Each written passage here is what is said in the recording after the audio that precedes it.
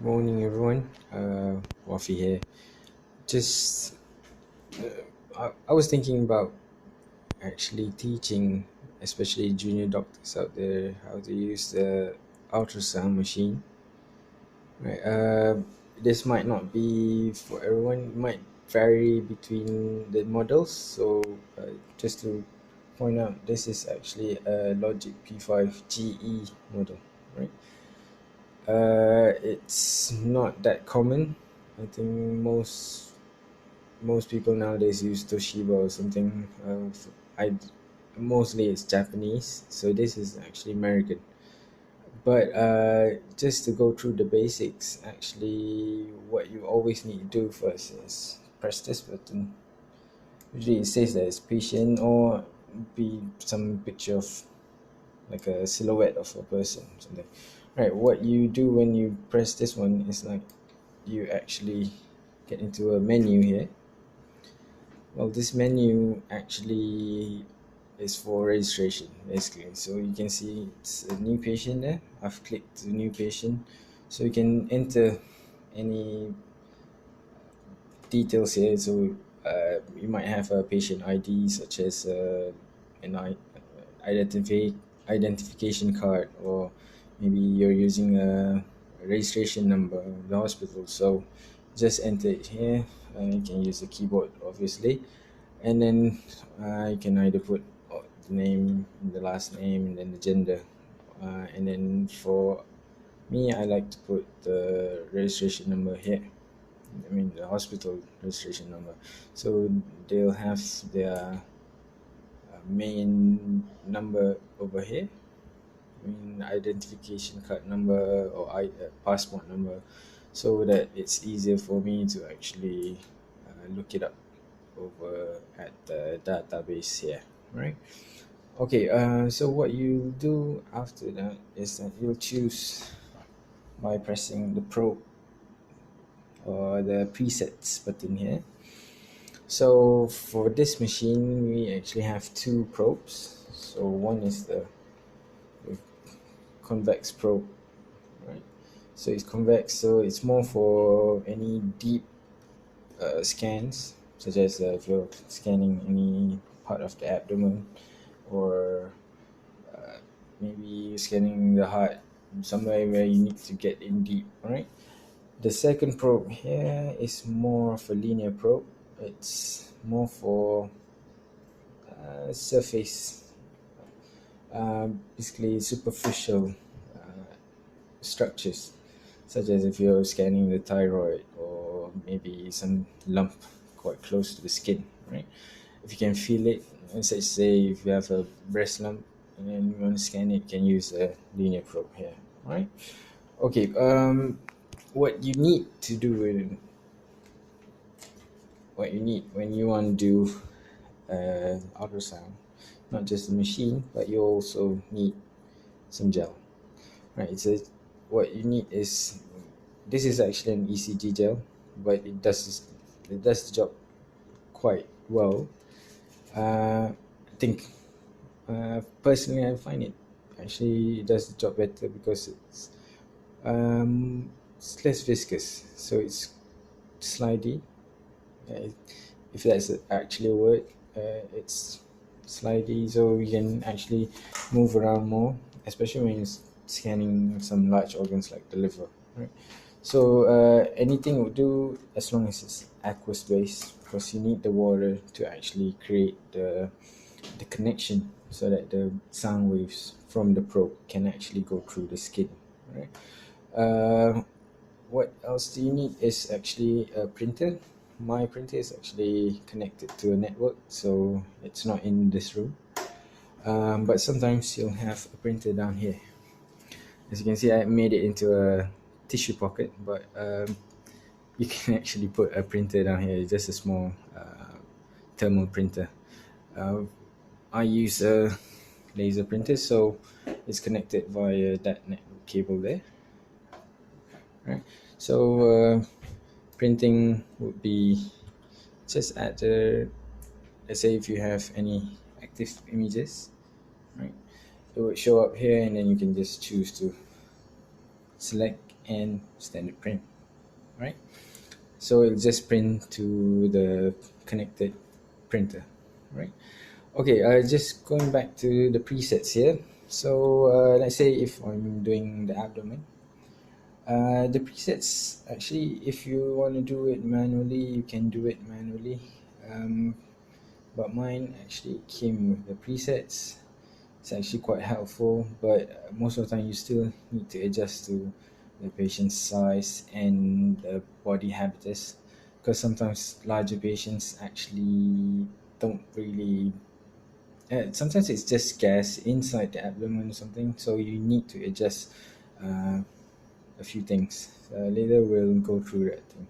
So just to go through this one, actually it has a few presets, which is abdomen. Yeah, under abdomen you have renal. If you want to actually focus more on the renal area, because sometimes it's just the ecogenicity of fluid that you need to actually look at. The other thing is if you look at the menu here, you want to label it later. This one is a handy shortcut for you to actually label anything, right? The other thing is the other label is a pictograph label. So without actually writing much, you can actually tell the patient was either lying supine, lying on left lateral decubitus or right lateral decubitus, depending on where. Or if you want to be very specific, you can actually just um, put down the organ. You might not be right, but I that's why I seldom use this one. I use this one more just to show where I'm putting the probe at. Right. Okay. The the other preset here, AO doesn't really. Well, it's more for any abdominal flow, abdominal aorta flows, but uh, most of the time you won't use this because I think it's the normal preset at abdomen is actually already sufficient. The other one is actually a fast scan preset. So fast scan presets are mainly for emergency departments. Right? So you want to do a fast scan, you just want to fast scan. If you don't know what it is, it's actually just a. It's not doesn't mean that you have to go fast. I mean it's a more focused abdominal sonography in trauma, right? So any accidents or any suspected bowel leakage or any suspected internal injuries, you want to check for any free fluids inside the peritoneal cavity. So that's what that is used for. Um, some people also use that preset for any pericardial effusion, but for myself, I prefer the cardio preset. Right? So the cardio preset has a few things. It has a adult pediatric coronary. It's more specified, but it's not going to be easy for any new beginners. So maybe if you're just starting to learn how to use the ultrasound, you might need to stay clear of that first. The other preset for cardio, but this one usually you'll use with the linear probe here. It's a carotid, or basically it's just a vascular probe, right? So you can get a Doppler. Just to uh, I don't really have a patient here, so it's quite difficult for me to actually show you how to use it. But just imagine if I had a patient, um, and then um, I'm at the carotid, which is at the neck, and I already have some vessels in view. So how do I confirm? You can put in color flow.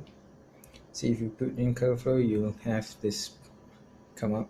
So you can move this around towards the vessel, and the blue would mean basically it's a reverse flow, and the red one would be a maybe better if I say the red one is an anti-grade flow and the blue one is a retrograde flow. So you'll be able to actually recognize which one is the artery and which one is the veins, right? So sometimes you won't use the color flow, but instead you'll use the PDI. So in the PDI, it actually has like a heat map over here. So the the much more red area instead of the yellow areas would mean that there's a higher grade of flow. So there's a, I call it a heat map, but I'm pretty sure it's not. But just to clarify, the let's say you have a color flow and then you want to calculate how fast the flow is, you can actually use the the power the power window, right? So actually this one can calculate how fast it is, and a graph will actually come in view here if you have a flow. So there'll be this line, so anything above it will be an anti-grade flow, anything below it will be a retrograde flow. So it's useful in determining any valve insufficiency, or in cases of, let's say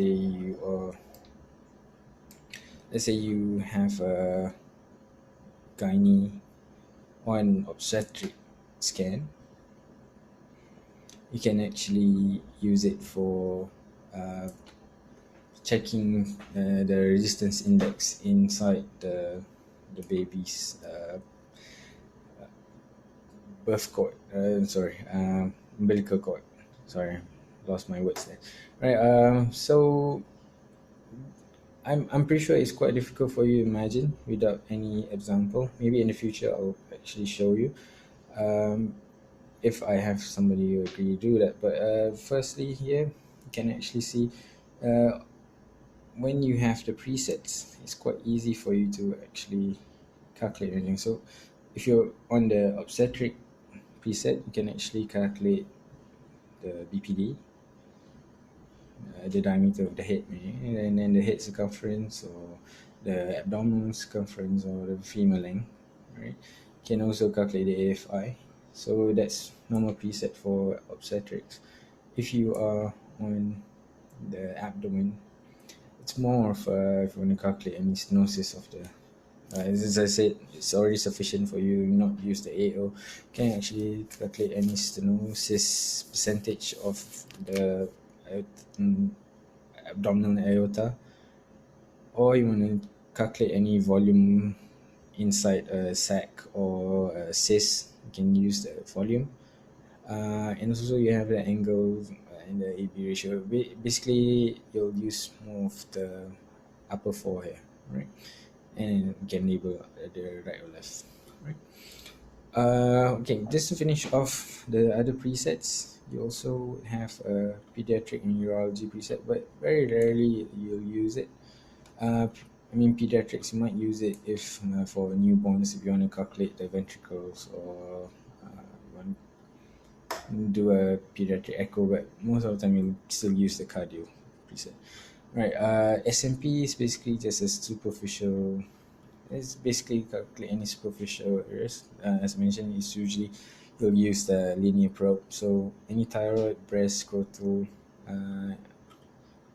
Not really sure what SM parts are, and then the nerves and musculoskeletal. So all of that usually most of the time you just want to see the superficial area. So let's say if you have a muscular injury, you can see for any hematoma, whether it's intramuscular or is it perimuscular, right? Scrotal, calculate whether the testicles are correct in size, or we want to check if it's actually descended. And breast and thyroid, basically you want to see if there's any enlargements or lumps, right? Okay, as you can see, all the presets has a reset of the CF. So the CF is a color flow. Sometimes because let's just see here, right? You do have the CF here, right? So if you actually control the gain mode, actually, you can actually increase the gain, and then that will change the CF. So if you want to reset it to the normal one, you can just press the reset button, right?